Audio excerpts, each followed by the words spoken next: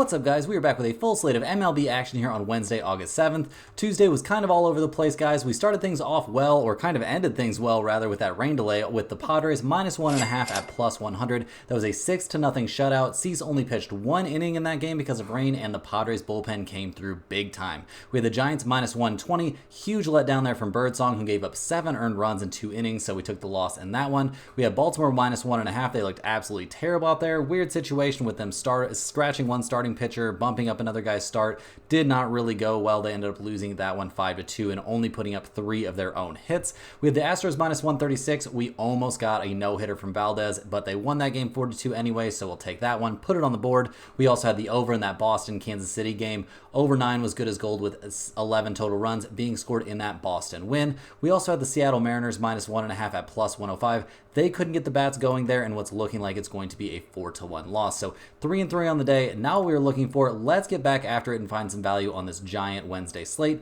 Before we jump into the games for today, guys, though, just a heads up, I'm going to be traveling to Scotland from August 12th to 20th, but don't worry, we're still going to have content every day. There will be a new NFL video every single day with our Week 1 first looks and our season outlook for every single team, and I'll be posting my favorite MLB picks for each day in the pinned comment on those videos and also in the community posts. Any questions about this, please let me know down in the comments. Take a second and hit that like button, guys. It's a thank you for all this free content, and it only takes 1 second. If you like these videos, go ahead and join our community by subscribing so you don't miss out on our daily content. Our videos are sponsored by StumpTheSpread.com. Click the link in the description to go over there and join our free email list and check out the top confidence plays on all the major sports. Comment below with any bets you're looking at today, and we will give you our best advice on all of them. We are committed to responding to every single comment every day, so let us know anything you want to say about my picks, these videos, or anything you see here. As always, our favorite picks will be in the pinned comment down below. Now let's get into our first game of the day. We've got the Arizona Diamondbacks going on the road to take on the Cleveland Guardians in Game 1 of their doubleheader. The Arizona Diamondbacks come into this game fresh off of a postponement there against Cleveland, so we're going to have a doubleheader for them. We're looking at Game 1 of that series.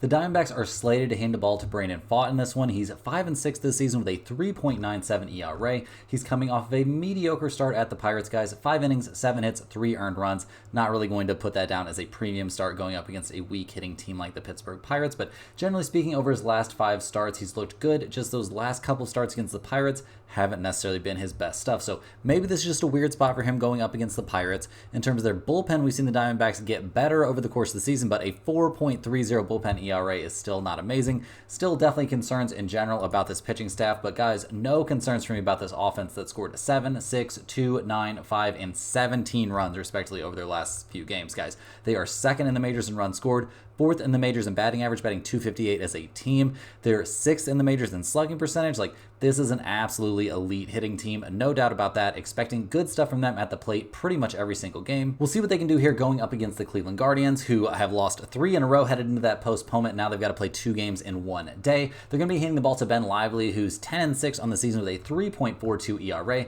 His last start was a very good one against the Orioles, guys. 6 innings, 4 hits, only 2 runs allowed. He hasn't allowed more than 2 earned runs over any of his last 3 starts. So very, very good stuff from Ben Lively. No doubt about that. The dude has been throwing the ball well this season. Generally speaking, we also feel great about that Cleveland bullpen, guys. First in the majors with a 2.65 bullpen ERA. Obviously, nothing wrong with that. Maybe a little bit of a concern, a very good bullpen's going to get stretched a little bit thin, playing 2 games in 1 day, but we'll see how that goes. Lively definitely has the stuff to make it deep into games on occasion. In terms of their offense, guys, Cleveland's been having a little bit of a rough patch. I mean, not that bad. 6, 5, and 4 runs respectively over their last few games.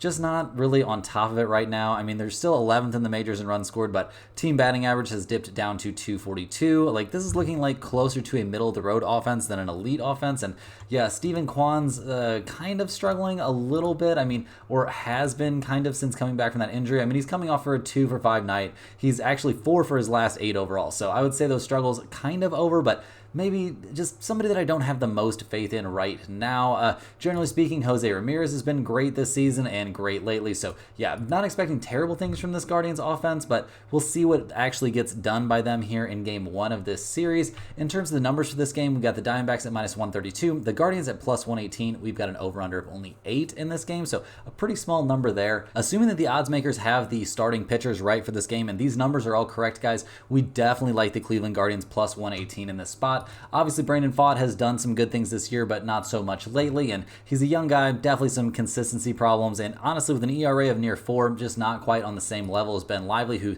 has been consistently good all season long, and I'm expecting good stuff from him in this one. And that Cleveland bullpen's obviously elite, so look for the Guardians plus 118 to definitely have a good chance to end up in the pinned comment. I also think over 8 is definitely not out of play in this game, and we've got both teams showing trends towards the over, with Cleveland being a big over team. They are 31, 19, and 3 to the over at home. So yeah, definitely like the Guardians plus 118 here in game 1, and also a decent chance that we end up taking the over as well. Next up, guys, we got the Minnesota Twins going on the road to take on the Chicago Cubs. The Twins come into this game fresh off of a 7-3 loss there in game 2 of their series at Wrigley Field. They're 63-49 on the year, handing the ball to Joe Ryan, who's 7-7 this season with a 3.59 ERA. He's coming off a serviceable start against the White Sox in a game we saw the Twins win 10-2. His start before that against the Tigers was also pretty good, even though the Twins lost that game 7-2. Wasn't really his fault there. Did have a couple of rough outings, but generally speaking, I think we can feel decent about how he's throwing the ball this season. He hasn't faced the Cubs yet this year, but that's not too big of a concern. They're not exactly an offensive juggernaut out there, so expecting good things from Joe Ryan, expecting decent stuff there from the Twins bullpen. I wouldn't say they're elite, but a 3.84 bullpen ERA has them comfortably in the top half of the majors, and this offense, guys, is very, very good. We're anxiously awaiting the return of Correa to this lineup, but we don't have any real reason to think that's going to happen in this game necessarily, but generally speaking, this is still a very good offensive team, so we'll see if they can bounce back here against the Cubs, who come into this game fresh off of that 7-3 win. They're hitting the ball to Javier Assad, who's 5-3 in the season with a 3.19 ERA. His last start was against the Cardinals, guys. 4 innings, 4 hits, only a single earned run allowed in a game we saw the Cubs win 6-3. So he's been looking pretty good out there recently. I mean, maybe not the best start at Kansas City and a little bit of a rough time at St. Louis back on the 13th, but overall, I think we can feel pretty good about Assad out there on the mound. The Cubs bullpen has had its struggles this season, guys, but hasn't been looking too bad lately. A 3.70 bullpen ERA is not terrible, and the offense is really getting back on track, guys. Bellinger and Ian Happ have both been hitting the ball well. This team is 17th in the majors in runs scored, but their other big counting numbers have some work to be done to improve them, but generally speaking, don't feel bad about how this team is swinging the bat, scoring 7, 0, 6, 4, and 6 runs respectively over their last several games. So looking at the numbers for this one, guys, we see the Twins at minus 134, the Cubs at plus 120. We've got an over-under out there of 7 in this game, which is very low once again. I mean, the Twins are 31-27 on the road, the Cubs are 30-27 at home, so not a lot of difference there. We do see the Cubs are a significant under team at home, but guys, with an over-under number of only 7, I think I like the over in this game more than anything. I also think there's reason to shade towards taking the Twins minus 134 and something of a bounce back against Assad, a starter that I don't fully trust, but yeah, guys, I think the better play in this game is probably the over. Next up, guys, we've got the Houston Astros going on the road to take on the Texas Rangers. The Astros got a big 4-2 win there to snap a 3-game losing streak. They had a chance at a no-hitter in that game, but couldn't quite finish it off. They're handing the ball to Yusei Kikuchi in this game, who's 4-9 on the season with a 4.67 ERA. His last start, guys, it was his first start now in an Astros uniform. He looked very, very good. A 3-2 win for the Astros. He went 5 2/3 innings, gave up 2 earned runs on 3 hits, and struck out 11. So seems like a little bit of a positive situation here for Kikuchi, getting into a new situation with a new team, and I kind of expect him to throw the ball well in this game, despite the fact he pitched against the Rangers back on the 26th and didn't have a great time. So maybe a bounce back spot here, but approach it with a little bit of caution. The Astros bullpen's been trending in a good direction, guys. A 3.69 ERA coming out of the pen, and they are going to be well rested for this game. So everything pointing kind of in a positive direction for the Astros, pitching staff at the moment. The bats only produced 4 runs there in game 2 against the Rangers, so not exactly, a breakout day. They're 13th in the majors in runs scored, still 3rd in batting average, but these are not offensive numbers that are pointed in a great direction. This should be a team that produces more offense, guys. I think eventually they will at some point soon, but when is that going to be? Kind of hard to figure out. It could be here against the Rangers, who come into this game without a confirmed starter. They are 54-60 on the year. Over the course of this season, in terms of their, starting caliber pitchers, it hasn't been amazing, and they did trade away Lorenzen, so there have been issues for this team, don't get me wrong. And in terms of their bullpen, not really a bullpen that we're very excited about, guys. They are 26th in the majors with a 4.44 ERA coming out of the pen, so yeah, just not a lot of positive things to say about this pitching staff. In terms of their offense, they've scored 2, 4, 2, 7, and 6 runs respectively over their last few games. They're somewhere around middle of the road in runs scored, around MLB average, but they're 21st in the majors in slugging percentage, 20th, batting .238 as a team. Like, this just is not an offense that I'm very excited about, guys. So looking at the numbers for this game, we see the Astros at -120, the Rangers at +102. That indicates to me that the odds makers don't think there's going to be a very good starter out there for the Rangers. We've got an over-under of 9 in this game. Houston, not a great road team. The Rangers, a decent home team, but guys, I don't think we're going to let that stop us. I think we're leaning towards the Astros -120 in this game. There's also a lot of trends for these two teams towards the under, and with an over-under of 9 in this game and a couple of struggling offenses, I would not blame you at all to take if you wanted to take a look at under 9. I do think I'm going to shade towards Houston -120, but I don't know if any of this is really going to be going in the pinned comment. Next up, we've got the Chicago White Sox going on the road to take on the Oakland A's in Game 3 of their series there at Oakland. We see the White Sox are going to be handing the ball in this one to Davis Martin. He's coming into this game with a 7.11 ERA, fresh off of a pretty bad start against the Twins, guys. 3 2/3 innings, 6 hits, 4 earned runs, and a home run surrendered in that one. This is only going to be his 3rd big league appearance of the season, and he hasn't exactly made the best out of them. Not having a great time out there right now. Really, neither is that White Sox pitching staff, guys. A 5.03 ERA coming out of the bullpen for them. Pretty depressing stuff there. Yeah, not a lot of great things to say about the White Sox right now, guys. They are trying to set losing streak records. They're last in all the major offensive categories. Like, feels a bit tough. I do think the future could be okay for this team, in a couple years, but right now things are looking pretty bleak. They're going up against the Oakland A's, another team with a very uncertain future. Oakland is handing the ball in this one to Joey Estes, who's 5-4 in the season with a 4.77 ERA. His last start was against the Dodgers, and he was excellent over 6 innings. We actually see that the A's have won 3 out of his last 4 starts. All 4 of those starts have been very, very good. I mean, a good start against the Dodgers and a good start against the Phillies mixed in there. Like, Estes is throwing the ball great, and at only 22 years old, we can expect maybe some inconsistency, but right now he's been consistently awesome. The A's bullpen has been much better than expected this season overall. They're 7th in the majors right now with a 3.65 bullpen ERA, and the offense has been much better than I kind of would have thought. I mean, obviously Brent Rooker has been looking like a monster. They are still only 23rd in the majors in runs scored, but they've been putting up some numbers, guys. This is a good hitting team, no doubt about it, with some sneaky good slugging percentage numbers, and yeah, not the worst team batting average. I think we can expect them to score some runs here against what kind of feels like almost a bullpen start from the White Sox. Just not a very good look for them at the moment. So looking at the numbers for this game, we see the White Sox at +188. We've got the A's at -218.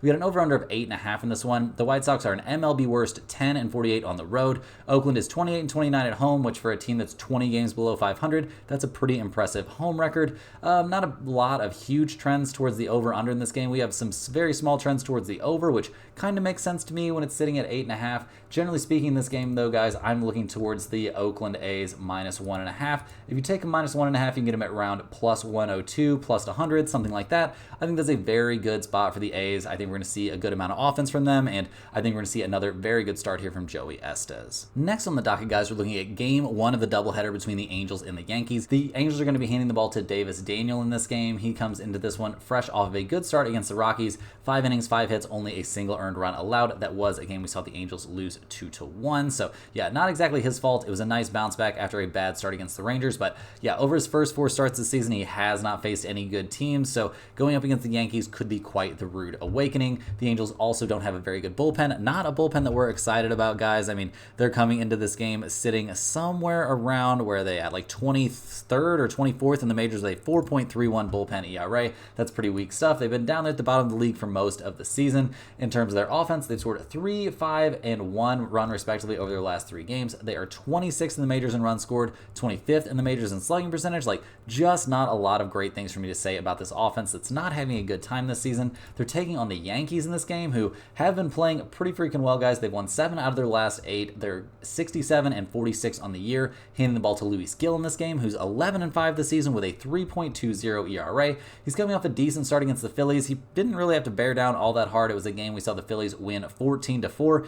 Over his 5 1/3 innings, guys, he gave up 3 earned runs, so not a disaster there. That's actually the most earned runs he's given up over his last 4 starts. It starts against Boston, Baltimore, the Mets, and the Phillies. So he's been throwing the ball really, really well against some tough teams. Expecting very good stuff from Gil in this game. Expecting pretty decent stuff from that Yankees bullpen that's currently 4th in the majors with a 3.49 bullpen ERA. So not too worried about once Gil comes out of this game. They are going to be handing the ball to some very, very accomplished arms out there. So expecting good stuff there. Also expecting good stuff from the Yankees bats, guys. They only managed to score 4 runs in the last game of their series against Toronto, but they've scored 4, 8, 5, 6, 7, and 14 runs respectively over their last few. Aaron Judge obviously hitting the cover off the ball. Like, this is a great offensive team. First in the majors in runs scored, first in the majors in on-base percentage. Like, that is a pretty lethal duo, and combine that with a slugging percentage that's 3rd best in the league. This team can absolutely rock it up there at the plate. So looking at the numbers for this game, we've got the Angels at plus 225, the Yankees at minus 265. Keep in mind, this is game 1, guys. We've got an over-under of 9 in this game.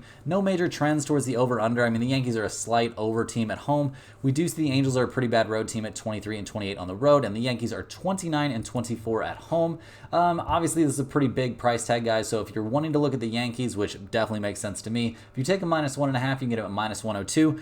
That seems like a pretty strong spot to me. I'm expecting good things from the Yankees, at least in game 1 of this series, and we may have to make some adjustments in game 2, but right now this looks like a good Yankees spot. In game 2 of their doubleheader between the Diamondbacks and the Cleveland Guardians, it looks like we're going to see a pitching matchup between Eduardo Rodriguez and Carlos Carrasco. Rodriguez is going to be making his first start in the major leagues this season after his Tuesday start was postponed. It seems like he's going to be under some sort of pitch count or some sort of innings restriction, something like that. He's coming off of injury. He did look pretty good last season, absolutely no doubt about that. So what can we expect from him in this game? I don't really know, guys. He's probably going to be pretty pumped up for his first start of the year coming off of injury. So I'm expecting decent stuff, but maybe, maybe he could be a little bit shaky out there. He's going to be going up against Carlos Carrasco, a veteran for sure. He's 3-9 this season with a 5.53 ERA. His last start, though, is a very good one against Baltimore. 4 1/3 innings, 1 hit, 1 earned run allowed. He walked 4 and struck out 5 in that game. So pretty good stuff. A bounce back after 2 rough outings. So we'll see what we get out of Carrasco in this game. Obviously, he's not one of my favorite Cleveland pitchers, but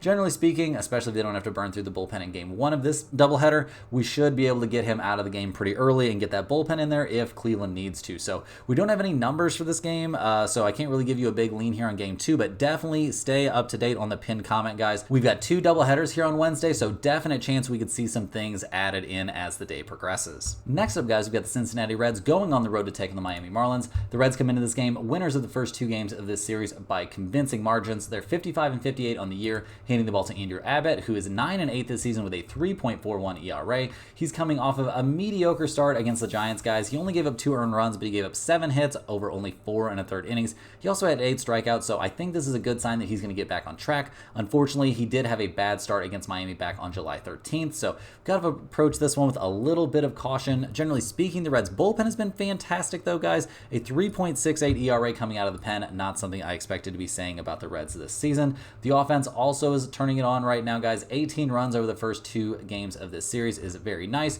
We're seeing Elly De La Cruz hit the ball well, but this team is still, a problematic offensive squad to say the least. 15th in the majors in runs scored, but 24th in on-base percentage and 28th in batting average. Lucky for the Reds, they're taking on the Marlins, who have now lost 2 in a row and 4 out of their last 6 overall. They're hitting the ball in this one to Valente Belozo. He's going to be making his 4th start of the season. He's actually been fairly effective in all of his outings. I mean, he had a rough time against Boston, but his last start against Atlanta back on the 2nd was very good. 5 innings, 2 hits, 2 earned runs allowed. So definitely good stuff there, no question about it. In terms of their bullpen, the Marlins have been much better than I would have thought they would be this season, guys. A 3.72 ERA coming out of the pen for a tanking team like the Marlins is pretty impressive stuff. The offense, though, has been a problem this series, guys. They've only combined to score 5 runs over the first 2 games. That's not, generally speaking, going to be getting the job done here. Trading away your best offensive player, not the best look. They're 29th in the majors in runs scored and 29th in the majors in slugging percentage. They're only batting .238 as a team. Just not a lot of positive stuff for me to say here about the Marlins. So looking at the numbers for this game, we've got the Reds at minus 148, the Marlins at plus 136. We've got an over-under of 8.5 in this game. This is kind of a weird spot, guys. I mean, Cincinnati, not a great road team. The Marlins, obviously not a great home team. It makes me kind of lean towards the Marlins plus 136 in this spot. Kind of salvage a win here, and we see Belozo looking pretty decent out there on the mound, and Andrew Abbott looking a little bit shaky recently and having a bad start against the Marlins not too long ago. So give me a lean towards the Marlins at plus 136 in this game. And in terms of the over-under, we do see the Marlins are a huge over team at home. They are 40, 16, and 2 to the over at home. That is an MLB best to the over at home number. So yeah, definitely give me a look at that over 8.5 as well. I think we could see plenty of offense in this game.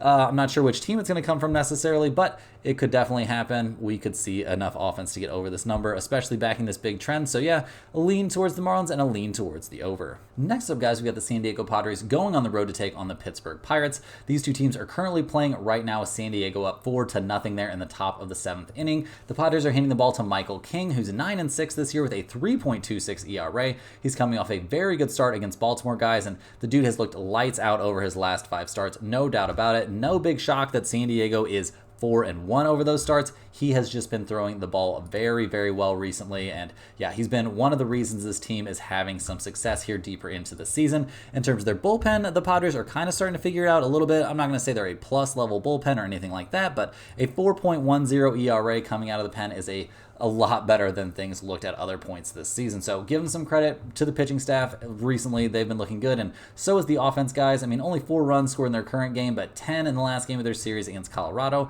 They're up to 10th in the majors in runs scored. They're still the top batting average team in the majors, and they're top 10 in both on-base percentage and slugging percentage. So pretty much just expecting this team to be able to put up runs in essentially every situation. They're going up against the Pirates in this game, who, yeah, come into this one not having the best time lately. I mean, they're 6.5 games back of Milwaukee in the NL Central. Handing the ball in this one to Marco Gonzalez, who's 1-1 this season with a 3.72 ERA. He's coming off of a very short, very bad start at Arizona. 2 1/3 innings, 7 hits, 4 earned runs allowed. Definitely, a worse start than we've been seeing from him recently. I mean, he's made 3 starts since being back up in the big leagues, and yeah, one of them was pretty bad there. That one against Arizona was bad, but the first 2 were decent. I mean, 6 hits over 4 2/3 innings against the Phillies might not be great. Generally speaking, he's been all right out there, but we'll see what he can do here against a pretty hard-hitting Padres team. We'll also see what that Pirates bullpen can do, guys. They are 26th in the majors with a 4.35 bullpen ERA.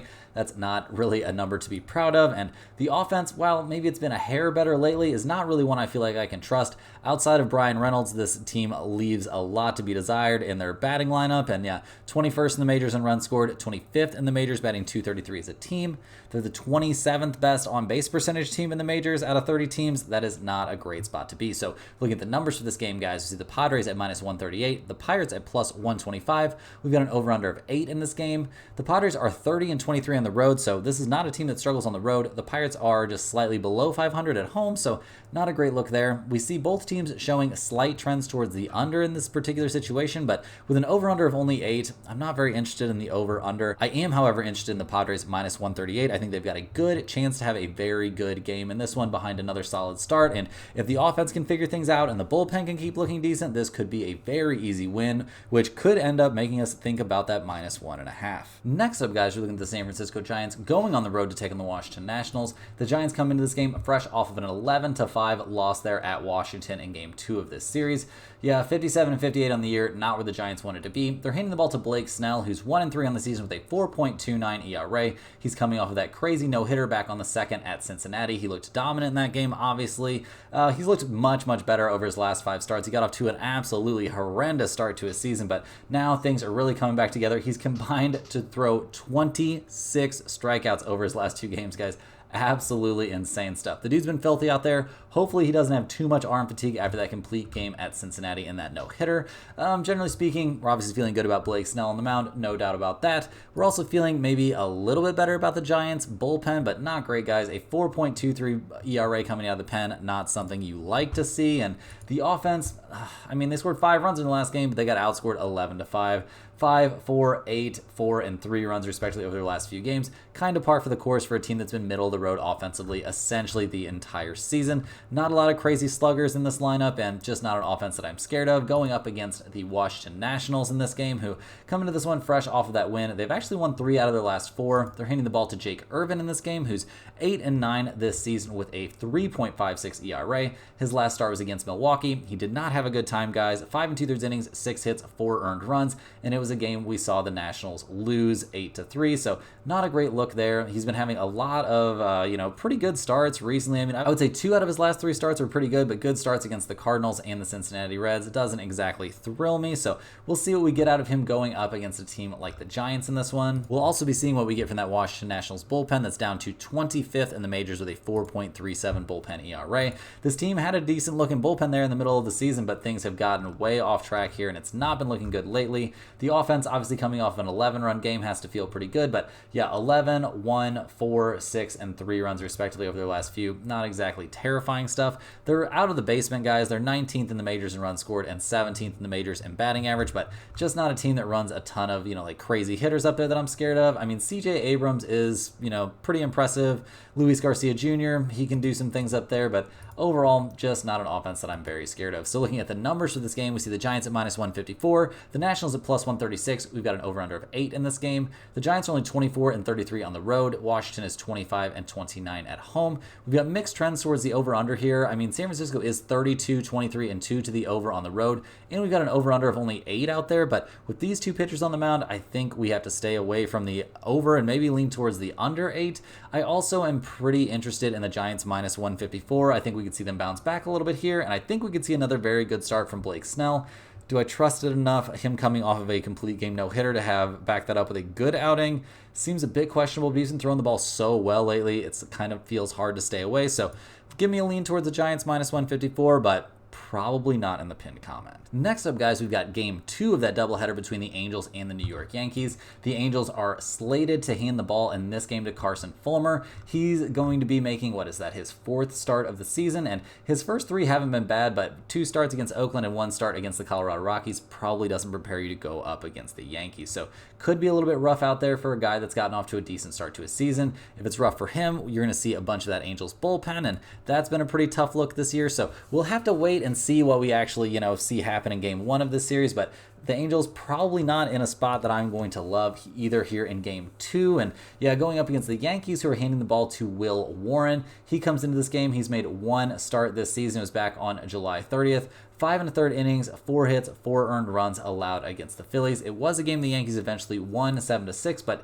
yeah, this young 25-year-old out there, I don't know if this is going to be somebody we're going to be very excited to see start this game. So yeah, it could be a weird spot. We don't have numbers out for this game yet, so can't really give you a big lean on this one. Definitely a day to stay tuned. Check that pinned comment, because we can end up changing things around as we've got 2 doubleheaders cooking, so might end up jumping on the second half of those doubleheaders at some point later in the day. Next up, guys, we're looking at the Baltimore Orioles going on the road to take on the Toronto Blue Jays. Kind of weird stuff there in game 1 of this series. We saw Rodriguez have a very late scratch there and eventually get replaced in that game by Albert Suarez. So not the starters we were expecting, but we'd have still kind of expected success for the Orioles. But yeah, coming in after a late scratch can be a little bit weird. However, it was the bullpen that let the Orioles down in that game. So weird stuff out there, no doubt about it. In this game, we're looking at the Orioles handing the ball to young Trevor Rogers. He comes into this game fresh off of his first start as a Baltimore Oriole after getting traded from the Marlins. He was at Cleveland, 4 1/3 innings, 6 hits, 5 earned runs, not his best stuff. This dude has shown good stuff this season, no doubt about it. I think we can expect him to bounce back here and have a better outing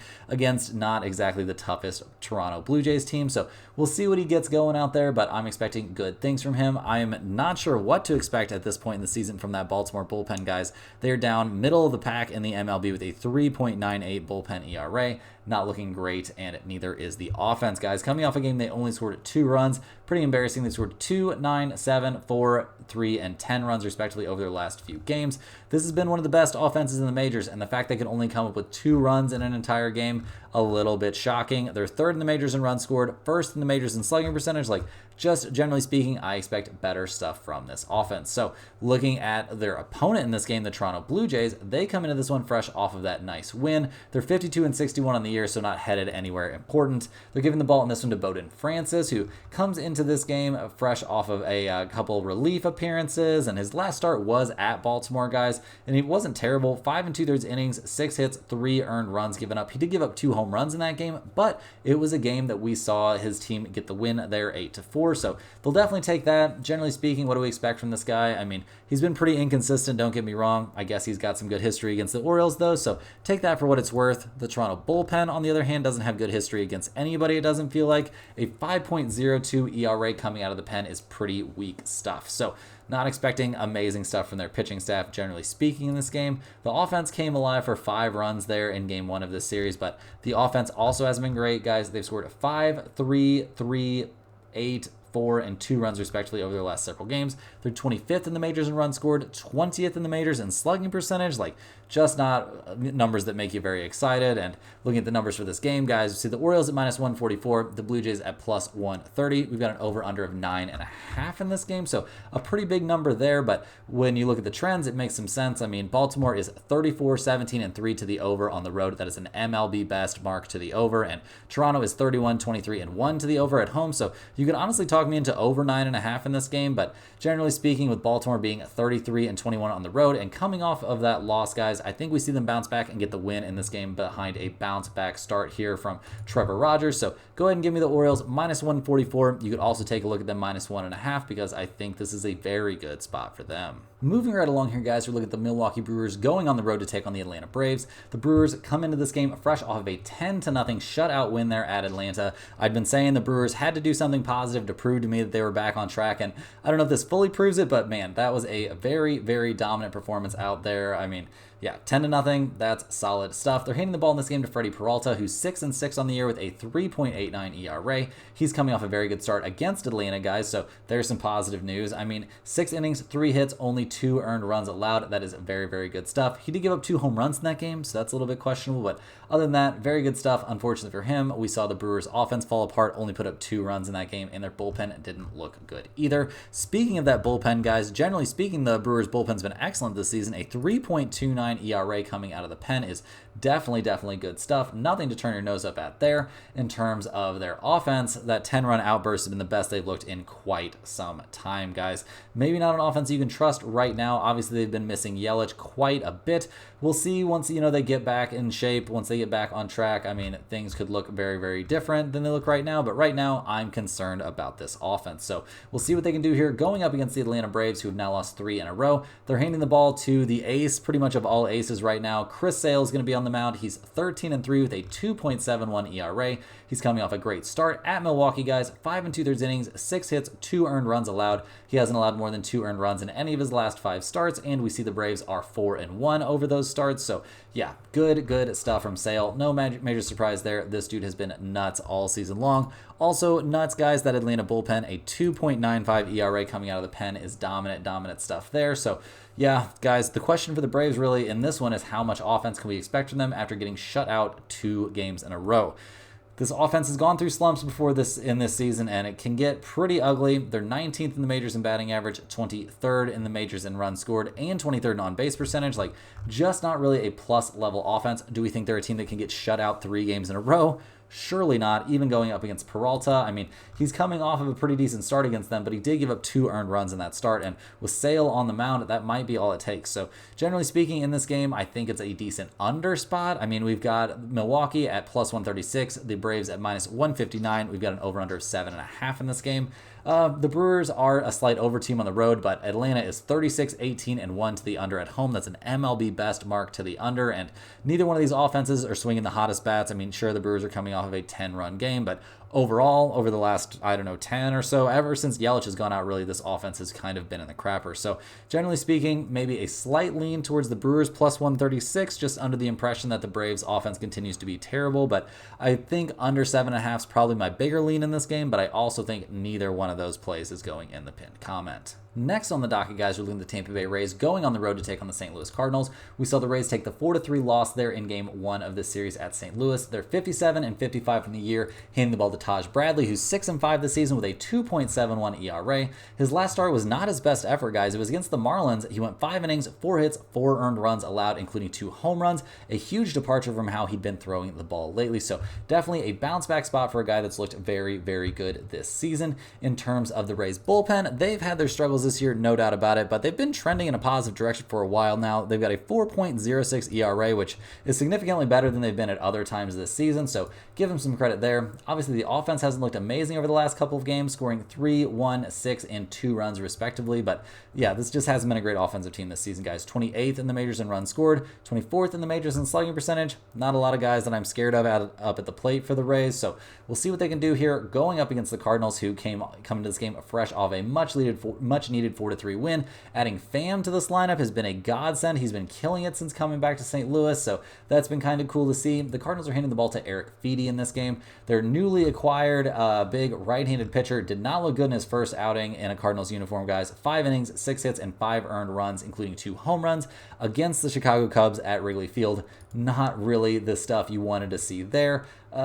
He does have a start against the Tampa Bay Rays under his belt this season. It was a very, very good one, but it was back in April. 8 1/3 innings, 7 hits, 2 earned runs allowed. He struck out 9 and walked 0 in that game. So crazy, crazy stuff there. Will he be able to replicate that success in this outing? I would say there's some sort of chance, and the dude's definitely in a bounce back spot.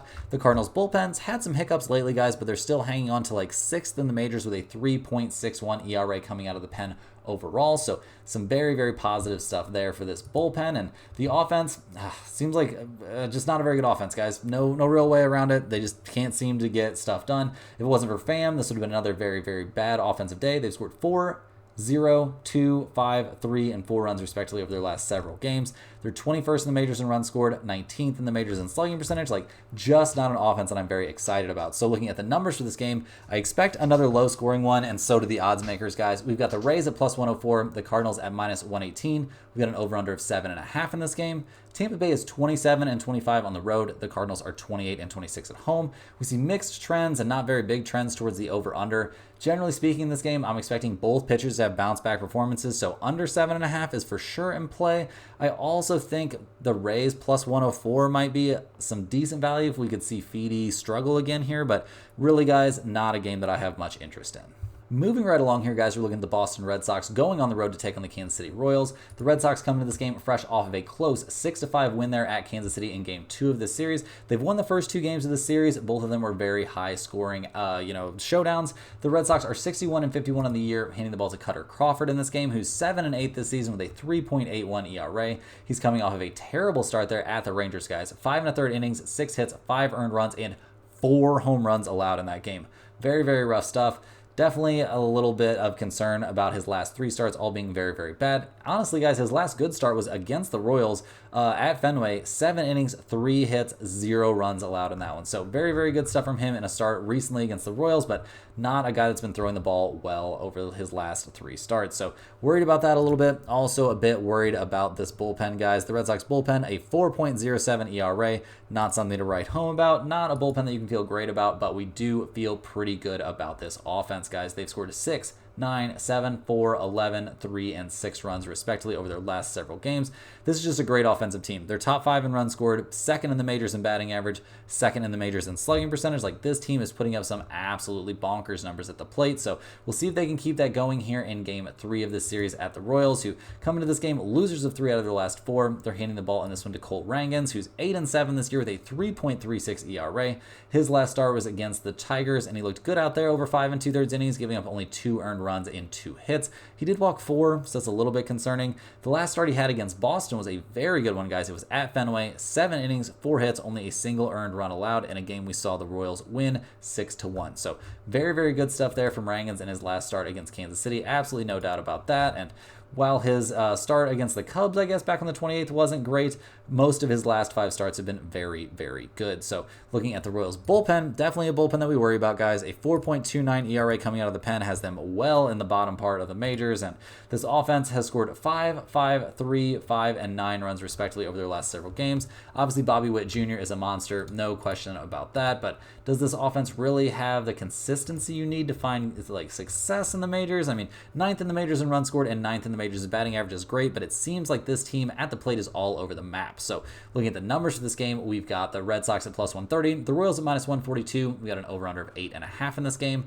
Boston 33 and 23 on the road, the Royals 36 and 23 at home. So great trends for both teams there. Mixed trends towards the over-under, but guys, I'm leaning towards that over 8.5 in this game. Definitely, it seems like a reasonable spot to me with both pitchers, having a little bit of a rough time coming into this game, although both have great, their last start against against their opponent was very, very good. So yeah, overall, guys, I'm leaning slightly towards the Royals minus 142 to figure it out and get a win here, but I think over 8.5 has more value than that. Will either one of these end up in the pinned comment? Seems like a bit of a long shot to me. Next on the docket is the New York Mets going on the road to take on the Colorado Rockies. We saw the Mets take the 6-3 loss in game 1 of this series, so not great. Very, very bad look there for a Mets team that definitely has work to do this season. They're handing the ball to Paul Blackburn in this game. He's 5-2 on the year with a 4.11 ERA. He was previously with Oakland and got traded to the Mets. He made a start against the Angels. His last start was back on the 2nd of August, and he went 6 innings, gave up 6 hits, and a single earned run in a 5-1 Mets win against the Angels. So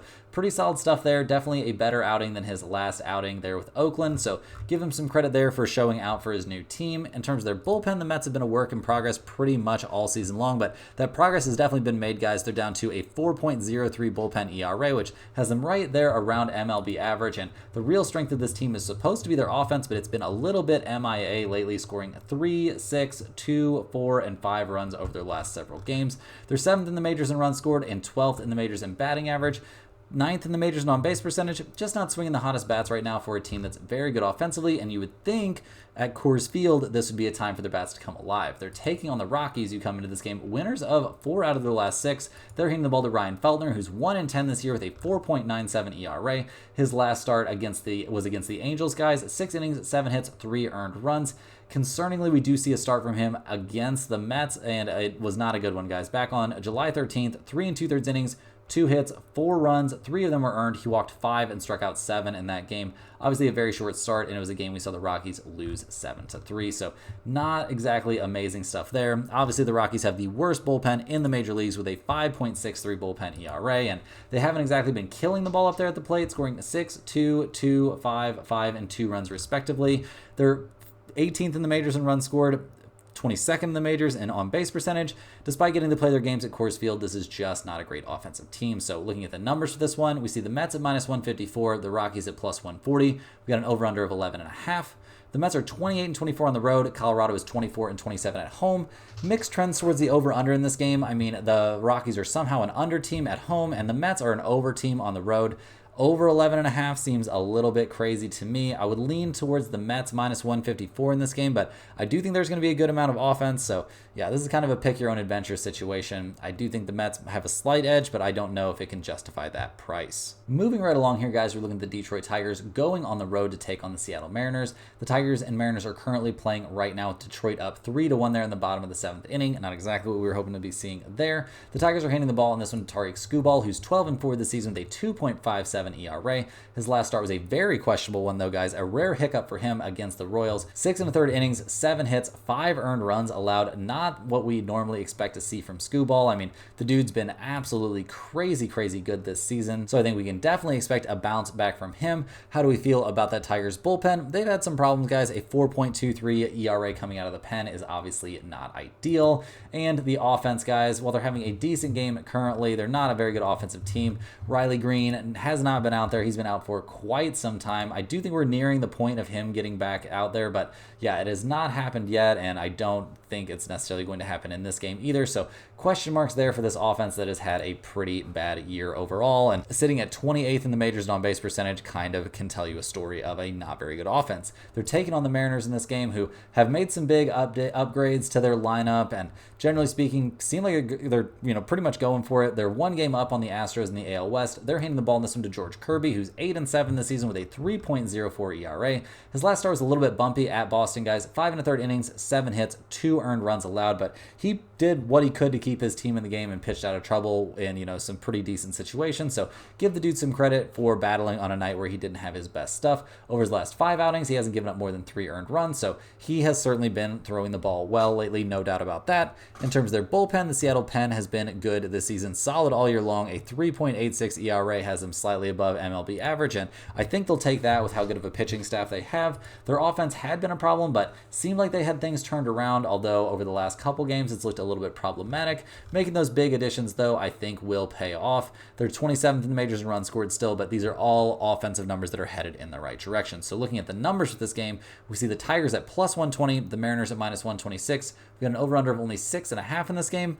guys, this seems a little bit crazy. We're seeing Tariq Skubal at plus 120. I know I don't love the Tigers offense or their bullpen or really their road record of 27 and 29, but guys, I think they find a way to win this game. And at plus 120, that is a great price. George Kirby is fine. Don't get me wrong. I don't have any problems with him. Like, he's a decent starter, but I don't think he's anywhere near the level of Skubal, who's definitely in a bounce back spot after a bad start and gets to take on a bad offense in this one. So yeah, give me the Tigers in this spot. Not too interested in that over under of 6.5. Maybe you could take a look at the under, but generally speaking, Tigers plus 120 seems very reasonable. Last but not least, guys, we're looking at the Phillies going on the road to take on the LA Dodgers. These two teams are currently playing right now. They're in the bottom of the 5th inning with the Phillies up 1-0. So doing their best there. The Phillies come into this game, not having the best time recently, but they're handing the ball to Tyler Phillips, who's 3-1 this season with a 4.39 ERA. He's coming off of his worst start of the year by far. He got absolutely trounced by the Seattle Mariners, guys. It was at Seattle. He only lasted 1 2/3 innings, gave up 5 hits and 8 earned runs,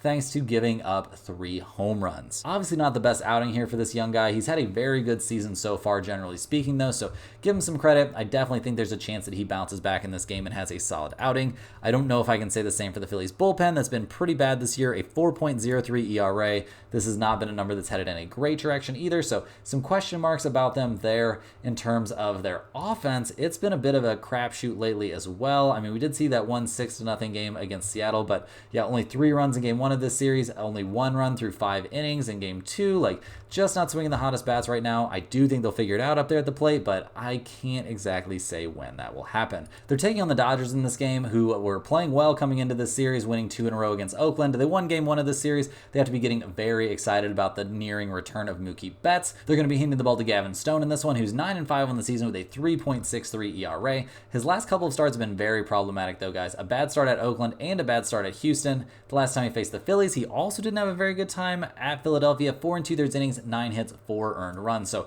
some problematic stuff there from Gavin Stone. We'll see what he can do out there in this one. We'll also see what we get out of the Dodgers bullpen that's sitting 4th in the majors, 5th in the majors with a 3.55 ERA. So not a terrible bullpen by any stretch, but maybe not having their best time lately. In terms of their offense, they've been struggling maybe a little bit too. It hasn't been terrible. I mean, 5, 3, and 10 runs respectively over their last 3 games isn't awful, but they haven't been looking at 100%. Obviously, getting Freddie Freeman back should definitely help. The imminent return of Mookie Betts will put them back pretty much at full strength, and they should be good to go. But 4th in the majors in runs scored and 2nd in the majors in on-base percentage. Nothing to laugh at there. So looking at the numbers for this game, we've got the Phillies at plus 120, the Dodgers at minus 135. We've got an over-under of 9 out there. The Phillies are 27-25 on the road. The Dodgers are 35-19 at home. We see both teams showing trends towards the over. I don't know if I'm interested in over under, like all the way over 9. That seems like a lot to expect 10 runs to be scored in this game, but I do think this is a good spot for the Phillies at plus 120 and Tyler Phillips on the mound, especially going up against Gavin Stone, who's been having a very rough time over his last few starts and had a really rough time against the Phillies his last time out. That's all the games we have for today, guys. Hit that like button for good luck on all of your bets and subscribe to the channel if you're new. Let me know in the comments any questions you have on today's slate. Thanks for watching. You can click the link in the description to check out stumpthespread.com, and we'll see you guys tomorrow for more sports betting action.